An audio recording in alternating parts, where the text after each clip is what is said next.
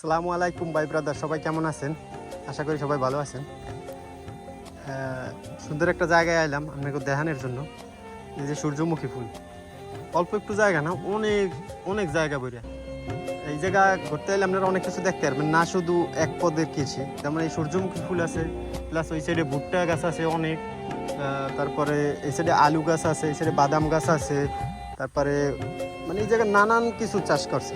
আমার এক ভাই আছে, বড় ভাই, স্বাস্থ্য ভাই, হ্যাঁ এইগুলো পুরো চাষ করছে। হ্যাঁ একটু মানে শৌখিন পদের লোক, মানে সব কিছু হ্যাঁ সৌন্দর্য বেশি ভালোবাসে। ছোট থাকতে হইতেই দেখতাম হ্যাঁ মানে এইরকম টাইপেরই। তো এই জায়গায় হ্যাঁ প্রায় কয়েক পুরো জমিলো এরকমের কৃষি মানে দেশে। তো যদি কেউ ভাল লাগে আইসা ছবি টবি তুলতে পারবেন। এই জায়গাটা অনেক সুন্দর। সূর্যমুখী ফুল তো অনেকেরই পছন্দ, খালি সূর্যমুখী ফুল। এই জায়গায় আইলে অনেক কিছু দেখতে পারবেন, আলু ক্ষেত আছে, বাদাম আছে, আর ওই সাইডে ভুট্টা গাছ আছে অনেক। এখন আইলেও আসা যাইবো, আর পরে আইলে কয়েকদিন পরে আইলে ভুট্টা টুট্টা কিনে খাওয়া যাবো, স্বাস্থ্য ভাই দিতে সমস্যা নেই।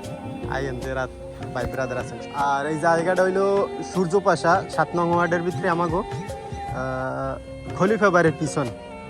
মানে হ্যাঁ বাড়ির পিছেই হে লাগাইছে, কারণ মানুষের তো অনেকের আছে যে ক্ষয়ক্ষতি করে, বুঝেন না, মানুষের শত্রুর তো অভাব নাই। তো বেড়ায় হ্যাঁ নিজের বাড়ির পিছই লাগাইছে, উদ্যোগ করছে। অনেকে পাশের জমিতে সবাই ধান চাষ করে, হ্যাঁ কইলে আমরা শৌখিন মানুষ, হ্যাঁ এইগুলা করছে। তো উত্তর সূর্যপাশা আমগো এই জায়গায় খলিফা বাড়ির পিছনে কইলি হইবে, খোঁজাখালি দিয়ে ঢুকলি হইবে। এই আর কি, সবাই দাওয়াত রইল। আসসালামু আলাইকুম।